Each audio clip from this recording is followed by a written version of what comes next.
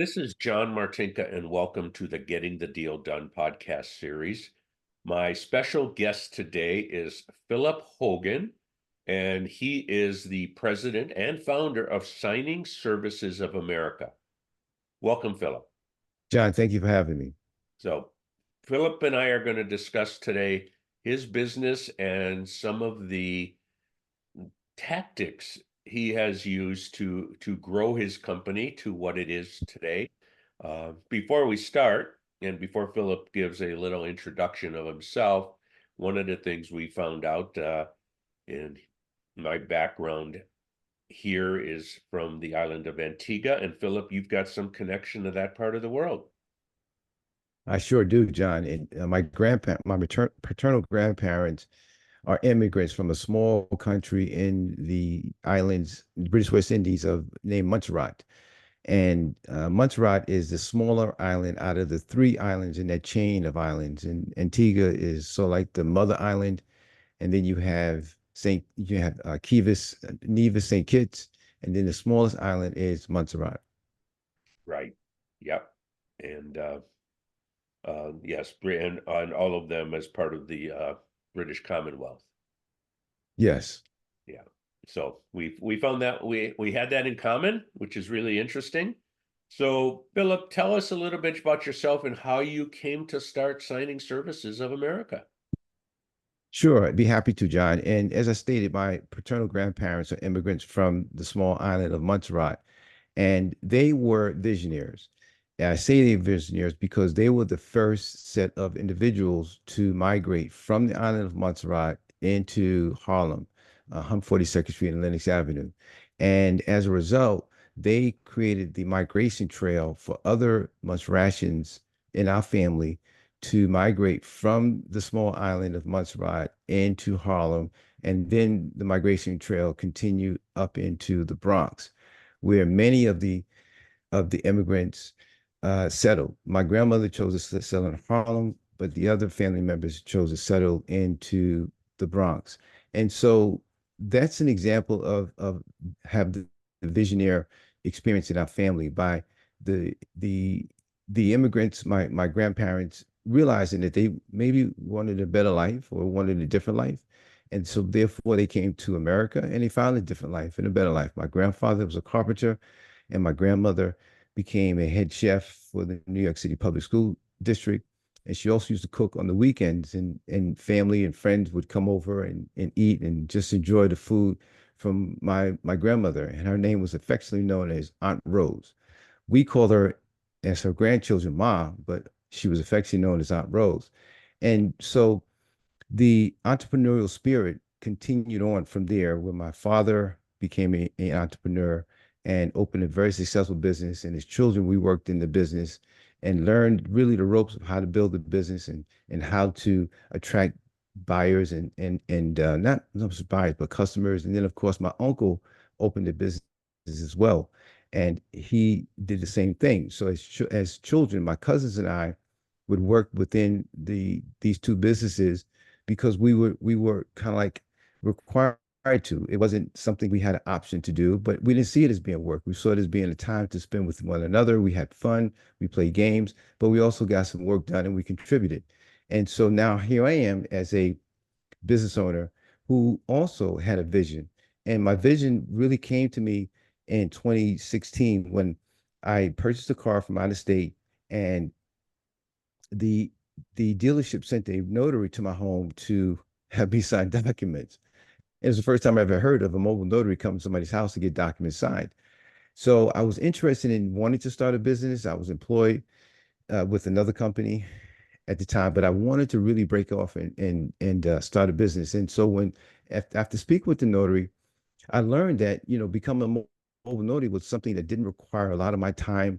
It didn't require a lot of startup, but it required a lot of grit and it required a lot of vision and hard work. So I immediately got my notary commission here in Atlanta, Georgia, and started offering my services to the community. Well, my services grew. I became more attractive. My phone started ringing. More business started coming my way.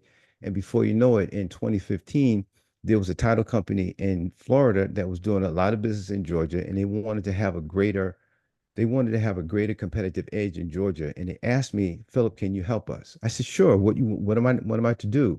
They said, well, we want a we need you need resources because we want to give you more business in other parts of Georgia. And so the only way I can really help them is start a signing service. So in February of 2016, I started Signing Services of America. And since then, we have hired over 32,000 notaries and have closed over $1 billion in various real estate mortgage transactions. Oh, that's great. That's great. And how many states are your m- remote notaries located in now? We have a database of 65,000 notaries, and we're throughout the United States. Okay. And you now these notaries are uh I'm assuming with that many they're not full-time employees. They have No, they're independent subcontractors. notaries, Hmm. and you get the work and you contract it out to them. That's correct. Okay. So what's it like having that many notaries and keeping them in line? You've had to screen them and get them on board and all of that. I tell you, when I first started, it was a headache, to be honest with you, because I took the position that, well, I'm hiring someone who is responsible, and so therefore they will do the right thing. Well, I quickly learned that it's not like that, and so I had to develop a monitoring system to determine if the notary would be the best person for the assignment. And every notary has the same credentials. So it's not an issue of, you don't have the correct credentials to do this work, so therefore we can't hire you. It came down to their experience, personality, their tenacity, and of course their accountability. And the more I did this work, the more I realized that there had to be personal engagement with the notary to get them to buy into who we were, what are our policies and systems, and what are our expectations, and vice versa. And we would make the decision. Well, in a phone call, if you would be a great fit for my company, and if you are, then we would hire you. And if you weren't, then we would say, well, listen, this is not the best time for you to work with us. We'll keep you in mind, and when another opportunity comes along, we'll give you a call. And the sooner I learned that, the sooner a lot of my gray hair started growing so fast, because then I realized, okay, this is how you really work with the notaries, right? You have to develop you have to engage them, right? And help them to understand that what your expectations are, and can they deliver them. And many decided, listen, this is not the kind of operation I want to work for. And that was fine, but then many said, listen, your approach is very different. We've never worked with the signing service who actually reaches out to us and wants to engage us and wants to help us understand what are the requirements that they're offering to us, and give us an opportunity to make the decision to work with you. So many decided to stay, and as a result, it's been a good relationship. Yeah, interesting how you say that because I was in a meeting last week and someone used the old phrase, hire slow, fire fast. And you're taking your time to hire them and because you don't Yes. want to have to fire them. Uh, Mm-mm. and so what goes into, training them? I mean, you're in Atlanta and they're all over the country. Mhm. Well, one of the things that we've created is we've gone through a series of training modalities to help our notaries understand more about the company, the products that we're responsible for, and of course, our expectations. And we're now in a mode where we're doing weekly Zoom NSA or Zoom notary signing agent training calls. And we invite notaries that work specifically for us to jump on a free Zoom call, and it's absolutely free, no charge.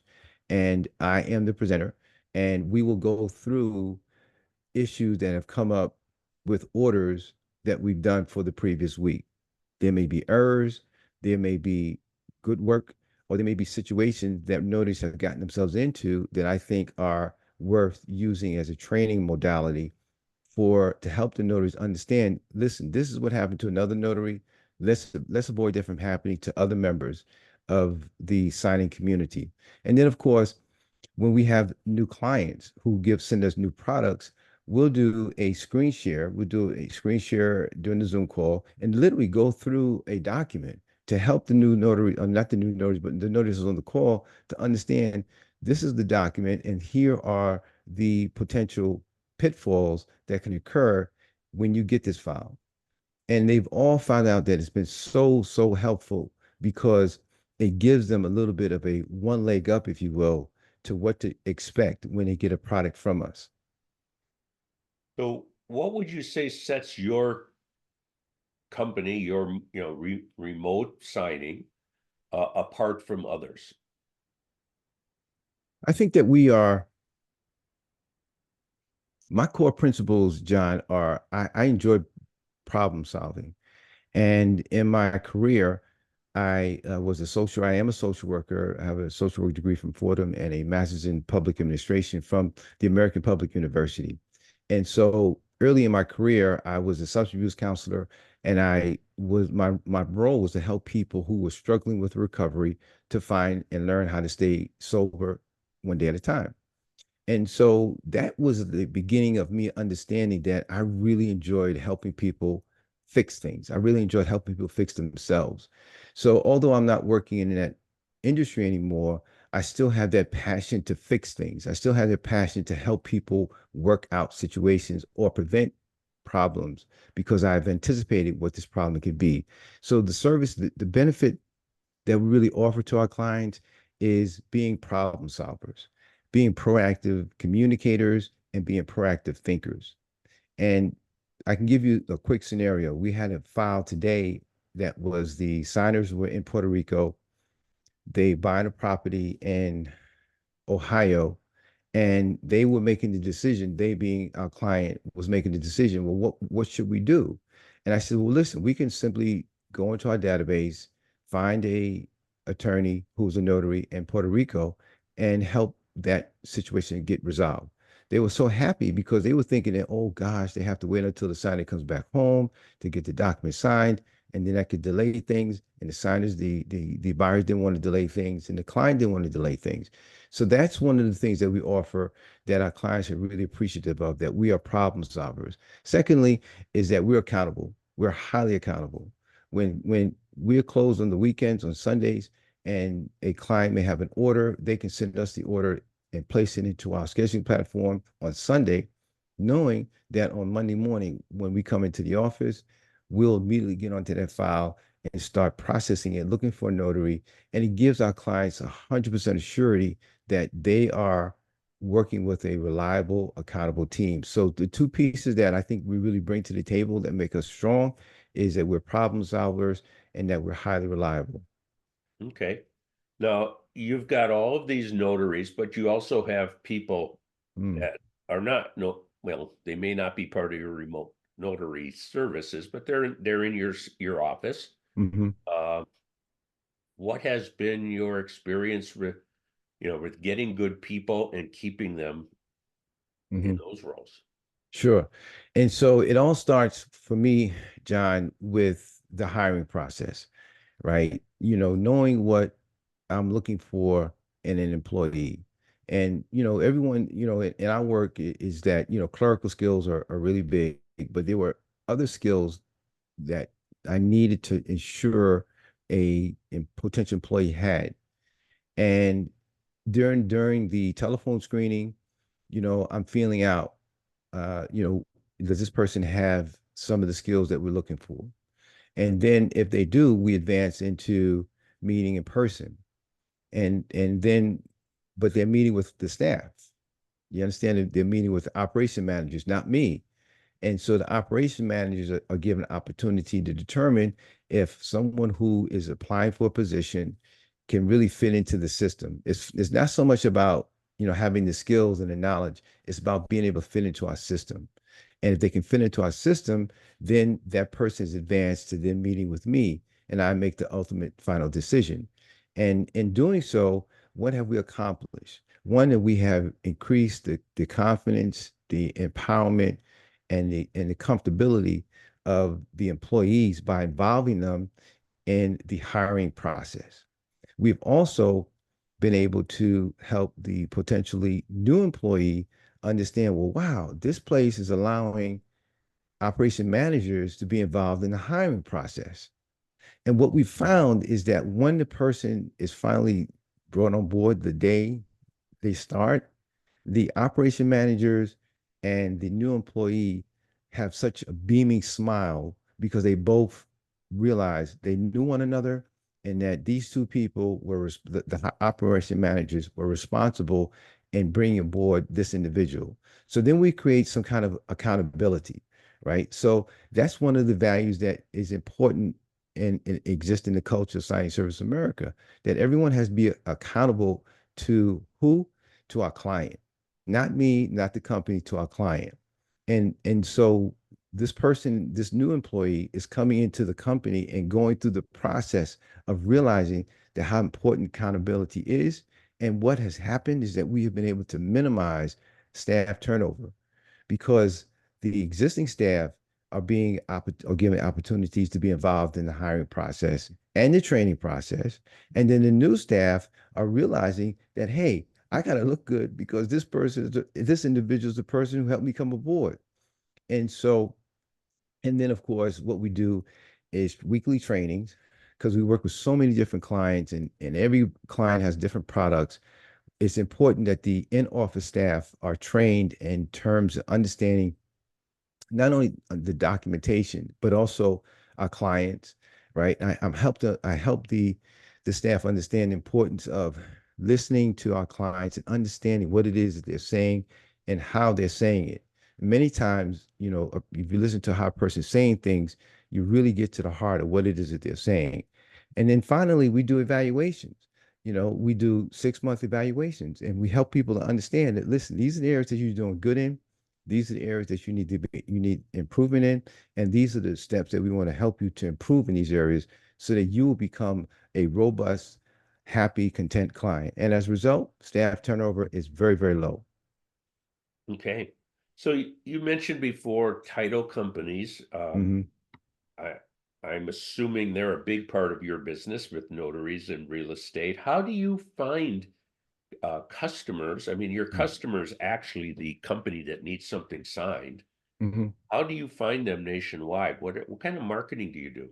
Sure. Well, one is going to conferences and specifically for the title industry. And we could go to there's a huge conference called the NS3 National Settlement Council National Settlement Services Conference that's held in the I would say early spring, mid spring, and it rotates throughout the country.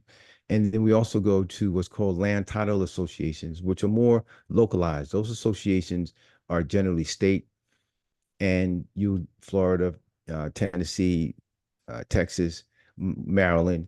And then, of course, there were days that I would just drive up to different areas of the country and just pop into the title company's office and introduce myself, leave my business card, and develop conversations with people. One day I was when I first started. This is many years ago. I drove up to Tennessee and had 6 dozen boxes of donuts, six six boxes of dozen donuts, and had every intention when I walked into the office. I came with this box of donuts. I said, "Gosh, this guy's coming in with gifts. We got to talk to him." And so I landed at that day. I landed 6 new accounts because one, those donuts really helped, and of course, then we knew what we were talking about, and we provided great service. Now, what we're doing is podcasts. Becoming a guest on your show and many others are helping for us to elevate our image and our leadership in our thought process to become more attractive to individuals in the space. We're using social media, our Facebook page, Instagram, X, as well as LinkedIn are the social media platforms that we're using to really help get the word out about Signing Services of America. Okay. So what's the ride been like over the last 8 years to Mm. get from you to thousands of independent notaries around the country that you feed business to? It's been a little bumpy. It's been a little bumpy. It took grit. It took a lot of determination, and it took a vision. And starting from scratch was something that, my father instilled in me. He said, Philip, if you wait for the package of opportunity to be delivered on your doorstep with your name on it, then you'll be waiting for the rest of your life. You have to see what you want, envision it, and then go and then make it a reality. And so with Signing Services of America, that's what I did. And in the beginning days, we had new business because this title company was giving us new business. And so I opened the door with a client that was sending us tons of work. And I didn't have opportunity to really understand the industry that I had got myself into and all the processes that I now know. And so in the beginning, it was great. But then things started slowing down a little bit. And I said, holy cow, what's going on here? And so it got a little rough. And that's when business slowed up. The client went out of business and I hadn't found new business. And so I learned how to do sales and marketing.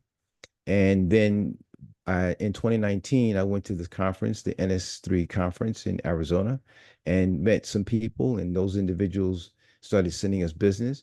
And from 2019 until today, we have just been growing by leaps and bounds. And so we have grown into a seven-figure company. And in 2022, the Inc. magazine ranked Signing Services America as the 30th fastest growing company in the Southeast.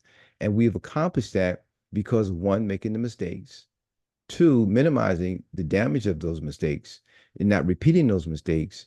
And then, of course, surrounding myself around positive people who could reinforce what it is that I was accomplishing, what it is I was going for, and not being around naysayers or being around people who were not as positive as I needed, particularly in those early days, because there was so many different opportunities that were available for us, and I had to make the right choices and not just go after everything. Everything, my father used to say, everything that glitters is not gold, meaning that everything that looks good is not good for you.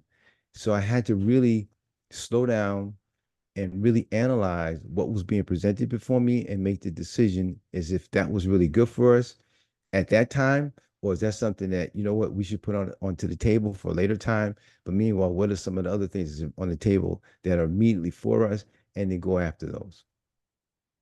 That's very good. I was actually going to ask you if we could wrap up by giving some tips for people, and you just gave the tips of things like you're going to make mistakes, learn from them, stay positive, Hmm. and just keep plowing ahead. And I like to tell our clients, if you do the things you're supposed to do, good things will happen. Hmm. And Hmm. I think you just summarized that, uh, some of the action items of that very well. Any final thoughts, Philip? Well, yes, I could be reached at signingservicesofamerica.com. I would love to have a consultation call with you to talk about what your aspirations are, what my aspirations are, and how I could be of assistance to you. And of course, if there's anything I can help you do, by all means, then that's the best way to connect. And I just thank you, John, for inviting me to your show. It's a delight to meet with you, and I wish you all the best in your endeavors. Well, same here, and I think there's a lot of good stuff in there. You have an interesting business with people all over the country as independent contractors, and keeping them busy and motivated and all of that. It seems like you've done a really good job. So thank you for being on this podcast, Philip. Well, thank you, John. I appreciate it.